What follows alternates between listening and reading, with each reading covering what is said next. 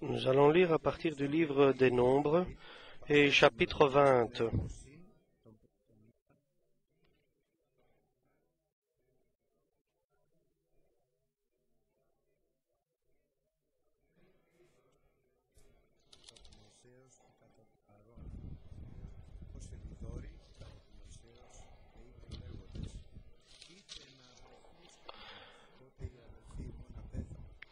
Toute l'assemblée des enfants d'Israël arriva dans le désert de Tsin le premier mois, et le peuple s'arrêta à Kadès. C'est là que mourut Marie et qu'elle fut enterrée. Il n'y avait pas d'eau pour l'assemblée, et l'on se souleva contre Moïse et Aaron. Le peuple chercha querelle à Moïse. Ils dirent, « Que n'avons-nous expiré quand nos frères expirèrent devant l'Éternel? Pourquoi avez-vous fait venir l'assemblée de l'Éternel dans ce désert pour que nous y mourions, nous et notre bétail? Pourquoi nous avez-vous fait monter hors d'Égypte pour nous amener dans ce méchant lieu?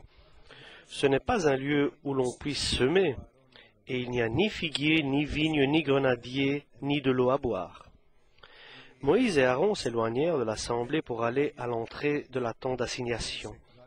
Ils tombèrent sur leur visage, et la gloire de l'Éternel leur apparut. L'Éternel parla à Moïse et dit, « Prends le bâton, ton bâton, et convoque l'assemblée, toi et ton frère Aaron.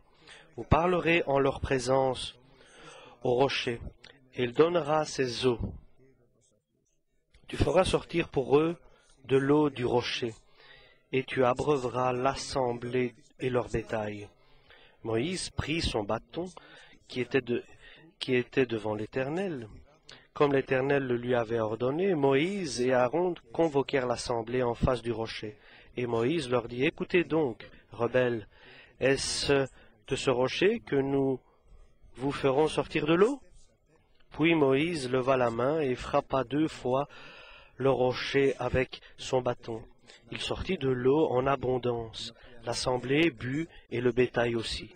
Alors l'Éternel dit à Moïse, « Parce que vous n'avez pas cru en moi pour me sanctifier aux yeux des enfants d'Israël, vous ne ferez pas entrer cette assemblée dans le pays que je lui donne. » Amen.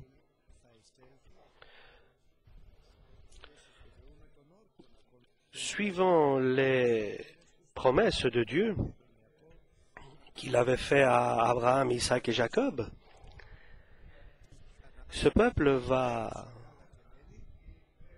entrer dans le pays de Canaan, où il y a beaucoup d'abondance en nourriture. Ils vont hériter des maisons qu'ils n'ont pas bâties, des vergers qu'ils n'ont pas plantés, et une ville, en fait, qu'ils n'ont pas bâtie. Et tout cela, c'est une promesse de Dieu. Et c'est un ordre de Dieu qui... L'ordre de Dieu était de ne pas laisser aucune vie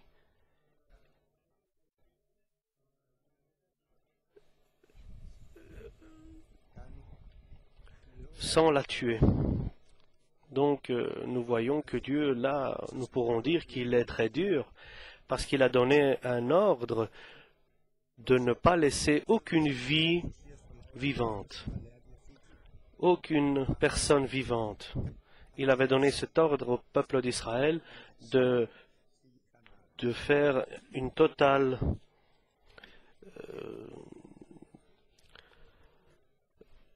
et bien sûr, ceci, lorsque nous le lisons, ça nous donne une impression que Dieu n'a pas hésité à exterminer tous les habitants qui étaient là. Et nous savons que Dieu a aussi fait, comme par exemple, lorsqu'il a permis le déluge où toute la terre, toute l'humanité a été détruite.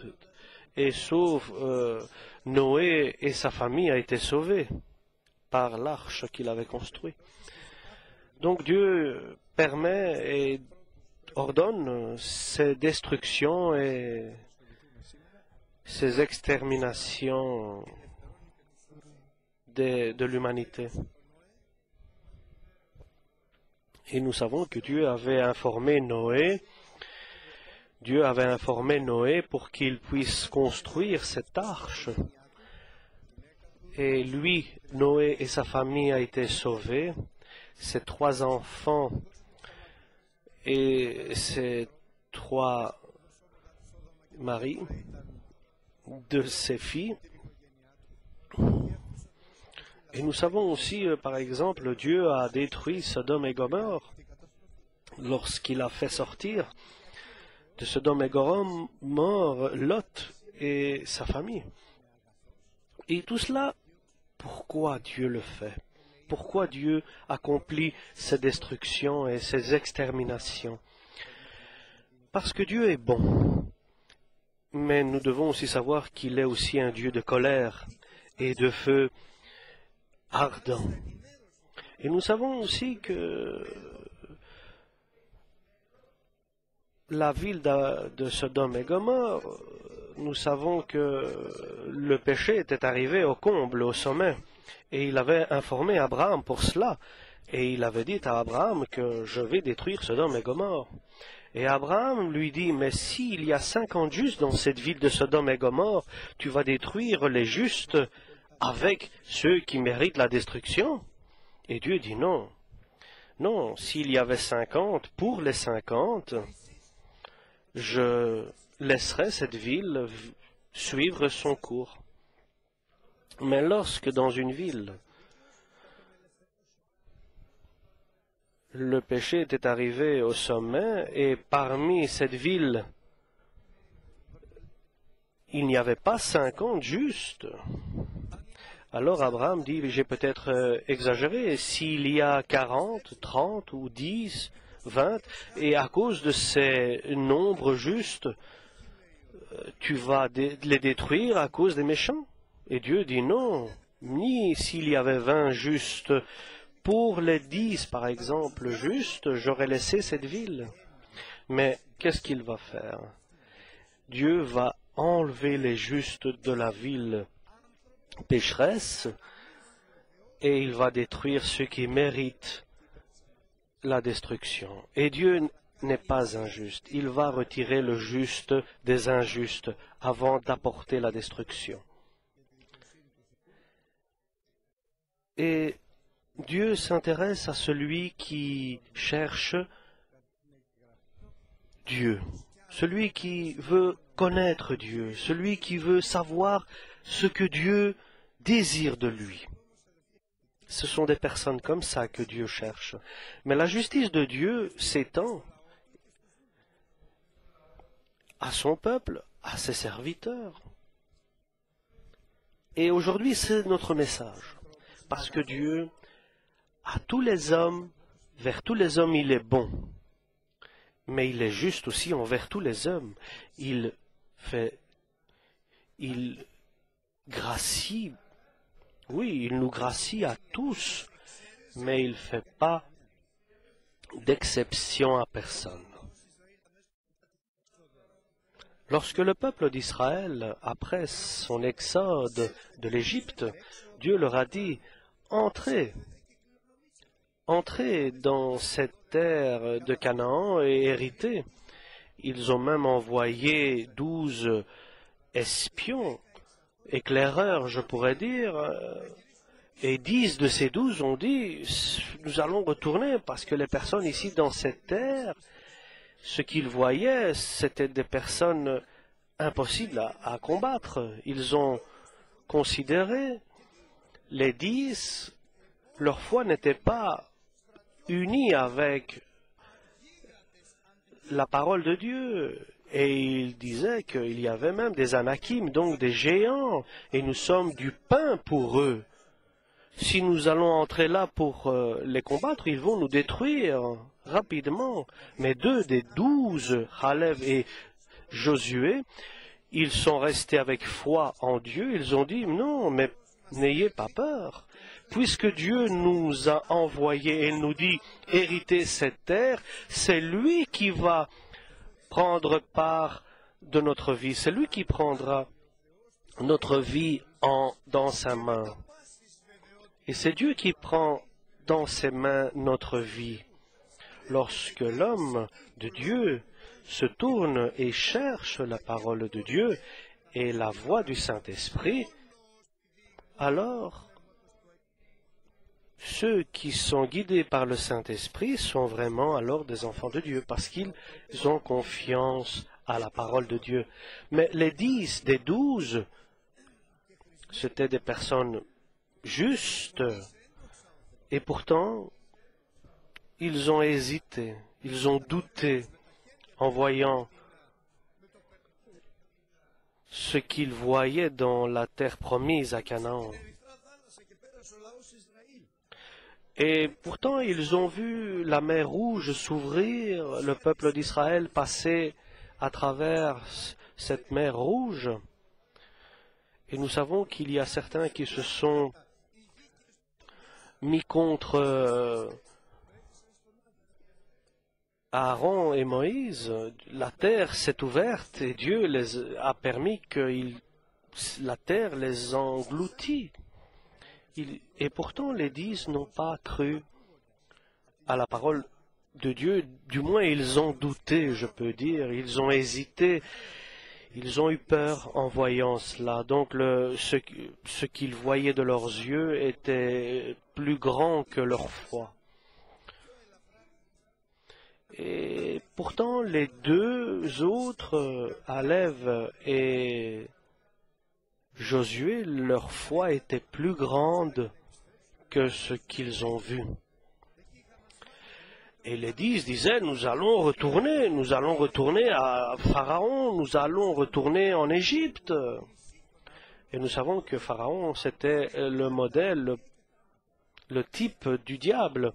C'est lui qui cherchait la mort et la destruction et la souffrance du peuple d'Israël.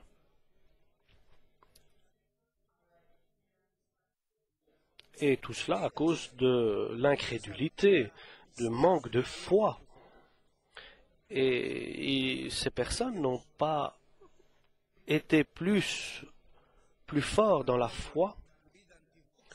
Et Dieu a été fâché de leur incrédulité et de leur manque de foi. Et Dieu a dit, personne de ces gens-là n'entreront dans la terre promise. Seulement leurs enfants et Josué et Caleb. Et après 40 ans, ils erraient dans le désert et Dieu leur donnait à manger de la manne. C'était une nourriture qu'il envoyait du ciel. Et avec eux, ils n'ont pas aussi eu besoin d'avoir soif parce qu'il y avait un rocher qui les suivait et ce rocher leur donnait à boire. Et leurs chaussures ne se sont pas usées pendant les 40 ans. Et ces 40 ans, leurs ennemis ne les ont pas attaqués. Ils erraient dans le désert pendant 40 ans, jusqu'au moment où ils arrivent devant la terre Canaan. Et la plupart de la première génération qui était sortie de la terre d'Égypte et qui sont morts dans le désert, donc la nouvelle génération qui était venue après, donc une génération fidèle, et parmi eux, il y avait Moïse et Aaron. Et eux aussi doivent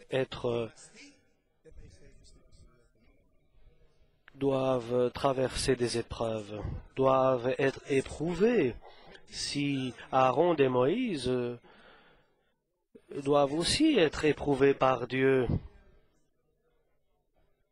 pour voir si leur foi est supérieure à ce qu'ils voient. Je peux dire que nous devons avoir une foi aveugle, c'est-à-dire ne pas être influencés par ce que nous voyons qui nous paraît impossible à Dieu ou infaisable ou ceci ou cela. Et ça, c'est l'obstacle du chrétien. C'est lorsque ce qu'il voit est plus grand que sa foi. Et lorsque Aaron et Moïse sont arrivés au désert de Sim, là est morte Marie, la femme d'Aaron, et le peuple d'Israël a commencé à pleurer et à être triste, et ils ont commencé à dire: pourquoi nous as-tu amenés ici? Il n'y a pas de grenadier, il n'y a pas de figuier comme il y en avait en Égypte, il n'y a non plus pas d'eau, nous allons mourir de soif. 40 ans ils buvaient de l'eau de la pierre qui les suivait, du rocher qui les suivait. La dernière année, Dieu les a laissés pour un peu, et ils ont perdu leur foi. Donc dans cette épreuve-là, nous voyons que se révèlent ceux qui perdent directement la foi.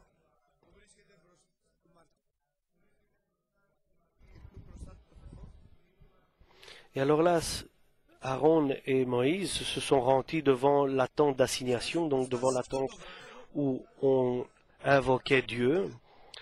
Et Dieu lui a dit: va devant ce rocher, parle ce rocher, et de ce rocher sortiront des eaux.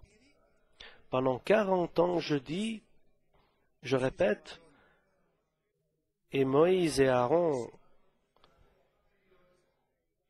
sans limite, connaissaient la puissance de Dieu. Ils savaient que cela se fera. Ils savaient que tout est possible à Dieu. Aaron et Moïse étaient persuadés que rien n'était impossible à Dieu. Et ils avaient le bâton du pouvoir. Et ils ont fait appeler tout Israël et il leur a dit: vous, écoutez, vous qui êtes incrédules et vous avez peu de foi. Est-ce que nous allons vous sortir des eaux de cette pierre? Et c'est une drôle de question que Moïse pose. Et ils n'auraient pas dû poser cette question à ce peuple. Nous ou le Seigneur? C'était là l'erreur de Moïse et de Aaron. Est-ce que nous allons vous faire sortir de cette pierre de l'eau? C'était une question qu'ils ont posée au peuple. Ils auraient dû dire: mettre en avant Dieu, la puissance de Dieu, les qualités de Dieu, mais pas se présenter soi-même comme ayant ce pouvoir. Et Dieu n'accepte pas cela. Il faut avoir la crainte de Dieu, même lorsque nous sommes quelqu'un d'expérimenté dans le spirituel. Est-ce que nous allons vous sortir de l'eau, de cette pierre? Demande Moïse ou Aaron. Et ils n'ont pas donné l'attention à Dieu. Et Moïse accomplissait toujours selon la parole de Dieu. Mais là, ils ont fait une erreur. Ils ont mis en avant leur propre personne. Et Dieu leur avait dit de parler à la pierre, et la pierre sortira, des eaux sortiront de la pierre. Et ils ont pris cet ordre de Dieu, mais ils se sont mis, eux, devant le peuple, sachant que cela arriverait, que de la pierre sortiront des eaux, et ils se sont mis, eux, à être, je dirais, ceux qui avaient le pouvoir de le faire, et ils n'ont pas donné la gloire à Dieu. Est-ce que nous allons vous faire sortir des eaux de cette pierre? Et ils ont frappé il a frappé avec son bâton le rocher, une fois et deux fois, et il fallait pas, ça c'était pas un ordre de Dieu de frapper le rocher, simplement de parler au rocher. Mais Dieu a quand même donné de l'eau du rocher et tout le monde a été abreuvé, tout le monde a bu à sa soif et le bétail aussi. Et comme à Sodome et Gomorrhe, tous ceux qui n'ont pas accepté la parole de Dieu et étaient dans le péché sont morts, ici Dieu se comporte de la même manière de Aaron et à Moïse. Nous savons que Dieu gracie, mais il ne fait pas d'exception, il est juste. Et nous voyons ici devant Aaron et devant Moïse, il doit se comporter de la même manière.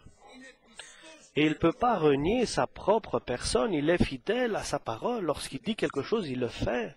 Il ne peut pas dire « j'ai dit, mais bon ».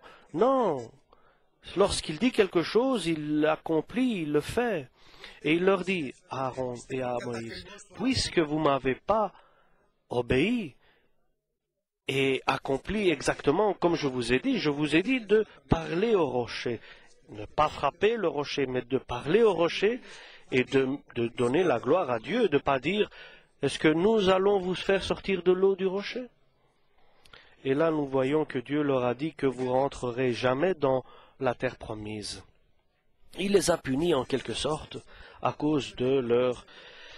je pourrais dire qu'ils ont pris la gloire de Dieu. Ils ont été à ce moment-là... Ils n'ont pas donné la gloire à Dieu. Et ils auraient dû obéir à la lettre à la parole de Dieu. Et ils devaient agir selon la parole de Dieu et non comme eux le désiraient ou le voulaient.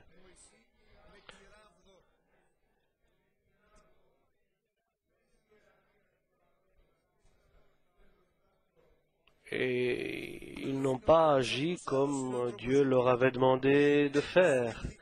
La manière de Dieu n'est pas la manière des hommes. Et je vous avais dit que l'eau sortirait en parlant au rocher. Et vous n'avez pas eu confiance en cette parole et vous avez dû frapper le rocher. Pourquoi? Moi, je suis bon pour eux. Je voulais leur donner des eaux pour qu'ils puissent être abreuvés et ne pas être assoiffés. Mais vous verrez la terre promise, mais vous n'entrerez jamais dans la terre promise. Il a dit cela à Aaron et à Moïse. Donc Dieu leur a dit cela à cause de leur comportement. Et nous savons ce que l'homme sème, c'est ce qu'il va aussi semer. C'est ce qu'il va récolter, pardon. C'est que l'homme va semer, c'est ce qu'il va récolter. Si tu sèmes du blé, tu vas récolter du blé. Si tu sèmes des ronces, tu vas récolter des ronces et des épines. Celui qui sème dans la chair, dans ce qui est le plaisir de la chair, il va hériter de ce que la chair produit. Donc le péché.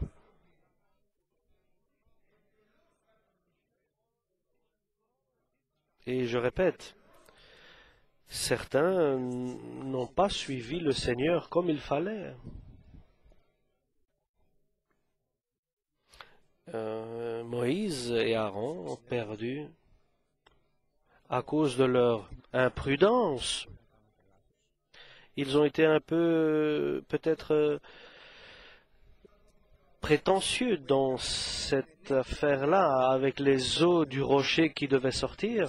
Dans cette affaire des eaux, ils ont été un peu prétentieux pour eux-mêmes et ils n'ont pas obéi à la manière que Dieu leur avait demandé d'agir. Ils ont pris l'initiative, je peux dire personnelle, de faire à leur tête, de faire à leur manière.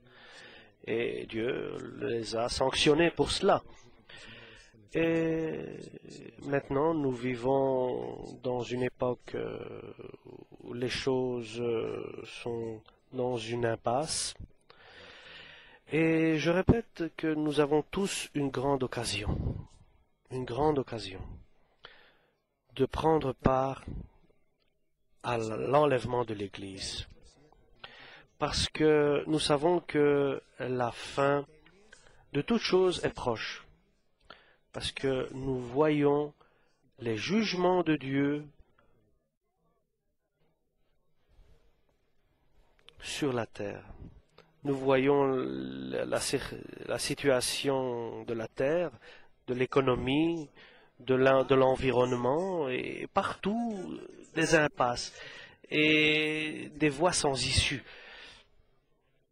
Parce qu'il est écrit,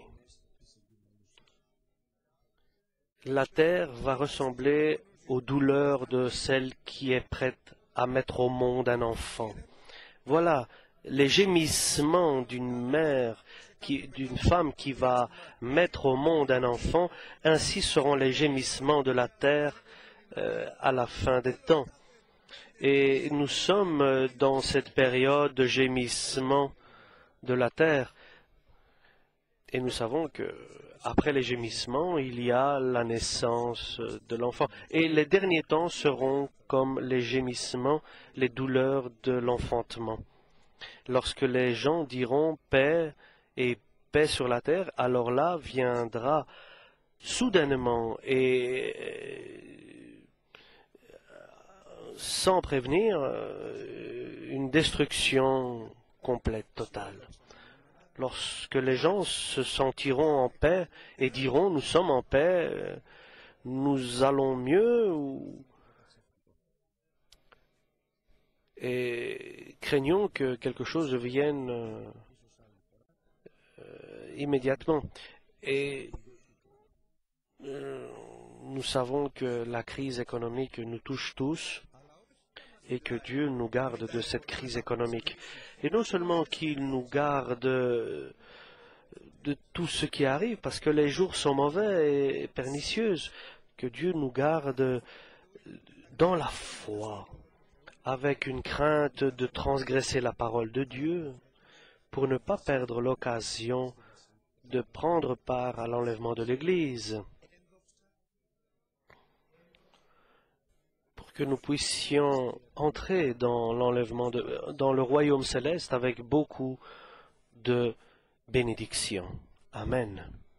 À la parole de Dieu. Nous remercions le Seigneur pour sa parole aujourd'hui.